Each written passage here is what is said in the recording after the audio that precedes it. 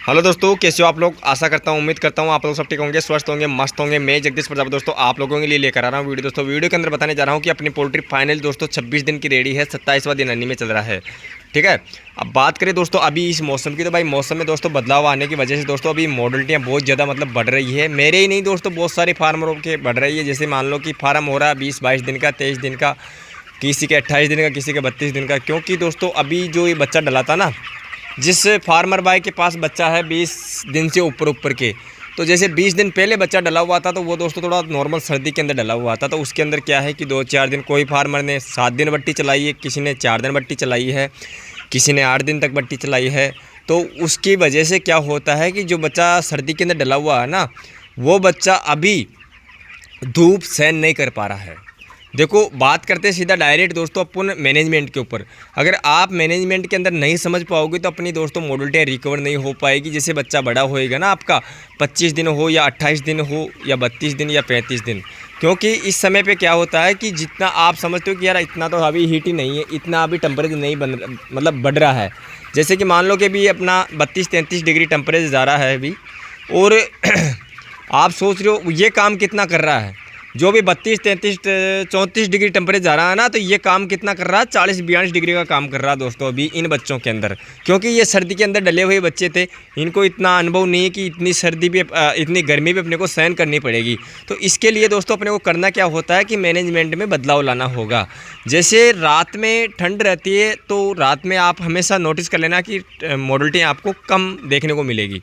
और दिन में जैसे मॉडलिटियाँ बढ़ती है अपनी, मतलब उछल कूद करके बच्चा मरता है ना, जो उल्टा लेट के बच्चा मरता है, उछल उछल के बच्चा मरता है। तो कहीं क्या होता है कि बच्चे के अंदर दोस्तों लीवर की तो कमी रहती है मानता हूँ मैं, पर जो फ्रेश बच्चा रहता है, जैसे मान लो कि 28 दिन का बच्चा, 1600-1700 ग्राम का बच्चा अगर मर रहा है फ्रेश बच्चा, तो उसका एक ही कारण है दोस्तों कि वो हीट के अंदर मर रहा है, हीट बन रहा है, उसकी वजह से मर रहा है।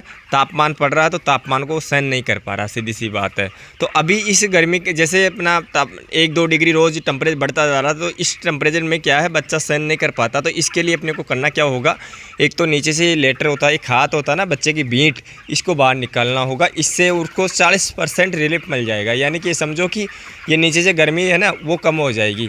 दूसरी बात यह है कि जो अपुर छप्पर पे आप स्प्रिंकलर लगा रखे हो या फुहारे लगा रखे हो, तो उनको चालू करना होगा दोस्तों।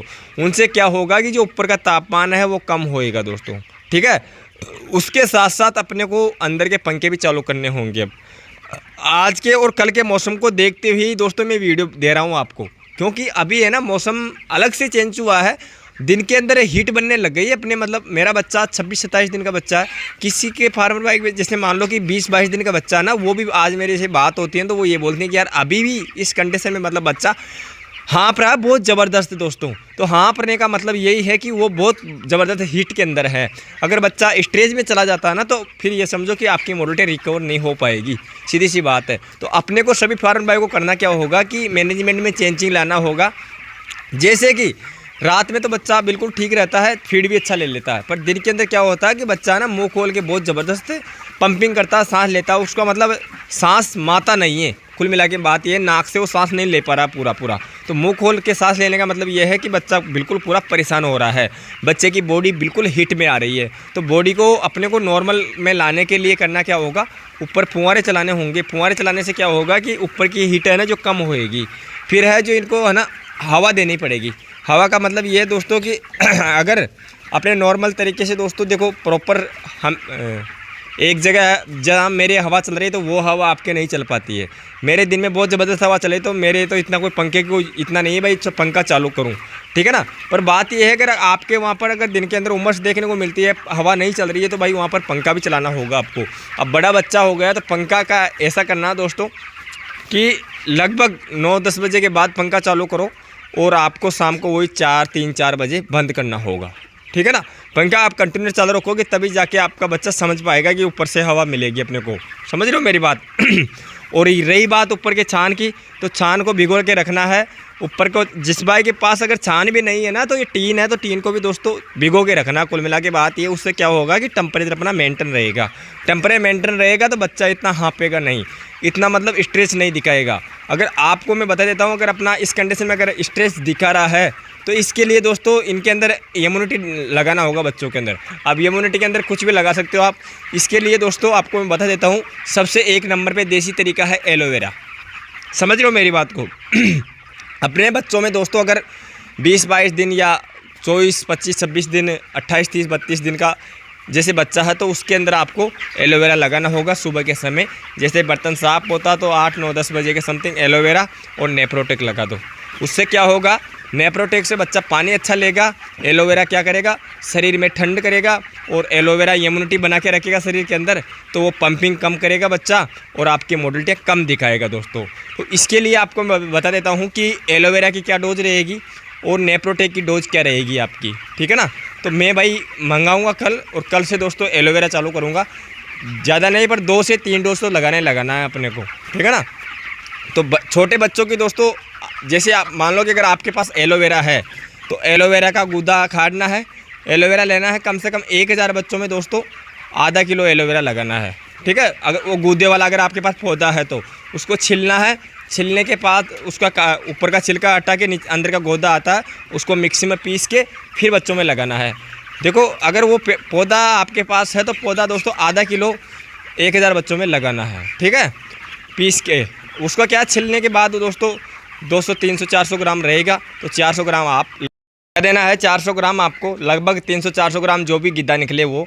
अगर गिद्दा नहीं है अपने पास तो आप अगर डायरेक्ट मार्केट से जूस लाना चाहते हो, जैसे रस निकला हुआ है लाना चाहते हो एलोवेरा का, जैसे कि आपको मैं बता देता हूँ, ये मेरे पास है 1 लीटर, ये देखो पतंजलि का है एलोवेरा का। और अगर आपको मार्केट से नहीं मिलता है तो मैं इस वीडियो के लिंक पे दे दूंगा, इसका इसका लिंक दे दूंगा, वहाँ से आप खरीद भी सकते हो दोस्तों ये एलोवेरा, ठीक है ना। एलोवेरा और नेप्रोटेक दोनों लगाना साथ में, सुबह मॉर्निंग के समय लगाना 9-10 बजे के समय, ठीक है। ये देख सकते हो पतंजलि का एलोवेरा है।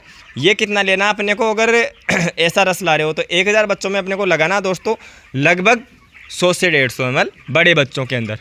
100 ml तो लेना है बड़े बच्चों के अंदर। जैसे 20-22 दिन का बच्चा है उसके अंदर 100 ml ले लेना, और 28-30 दिन का या 32 दिन का बच्चा है तो उसके अंदर 1000 बच्चों पे 150 ml आपको लेना होगा दोस्तों, ठीक है ना। 150 ml ये और 150 ml नेप्रोटेक, ऐसे करके अपने को डोज बना के 2 से 3 दिन तक देना है। उससे क्या होगा कि बच्चे के अंदर इम्यूनिटी बनी रहेगी और बच्चा ये पंपिंग करता है वो कम कर देगा अपना। समझ रहे हो मेरी बात है। वरना अगर दोस्तों पंपिंग शुरू हो गई बच्चे की तो उससे अगर एक बार स्टेज में बच्चा आ गया तो अब ये समझो कि उसका लूज मोशन हो जाएगा, उसकी बीट खराब हो जाएगी, अपना FCR बढ़ जाएगा। ये जो अभी समय है ना अपना वजन बनाने का बच्चों में, तो वो नहीं बन पाएगा फिर वजन। समझ रहे हो मेरी बात दोस्तों। आशा करता हूँ, उम्मीद करता हूँ दोस्तों जो मैं आपको जानकारी दिया हूँ वो आपको अच्छी तरीके से समझ में आया होगा, अच्छा लगा होगा। अच्छा लगा लाइक करना, जरूरतमंद हो दोस्तों शेयर कर देना। और जो भी कोई फार्मर भाई अपने चैनल पर दोस्तों पहली बार विजिट किया है तो प्लीज़ चैनल को सब्सक्राइब कर देना, बेल आइकन दबाना, ताकि नई नई जानकारी दोस्तों उसकी नोटिफिकेशन आपके पास आती रहे, ठीक है ना। तो ये काम आपको जरूर करना है। पहले तो आपको खाद निकालना 27-25 दिन से लेकर 30 दिन के अंदर अंदर खाद किस प्रकार से निकालते हैं तो उसका मैं अलग से एक वीडियो दे दूँगा दोस्तों। और मैनेजमेंट में बदलाव के लिए आपको मैं बता ही दिया, पर्दे ओपन रखना है, पंखे चालू कर देना है, और छान को या ऊपर टीन को है ना भिजाना है कुल मिला के पानी से, उसका हीट वेव कम हो जाएगा और ये बच्चा की है जो मोटिलिटी कम हो जाएगी मरना, ठीक है ना।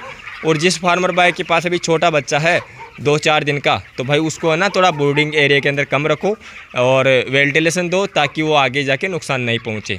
जैसे कि हमारे बच्चे हैं, ऐसे बच्चे की और फार्म पे है ना, तो उनके दोस्तों मोटिलिटी होना शुरू हो गई है क्योंकि ये टेम्परेचर बच्चा सहन नहीं कर पा रहा है। तो उसके लिए मैं ये डोज बता रहा हूँ, एलोवेरा और नेप्रोटेक, ठीक है।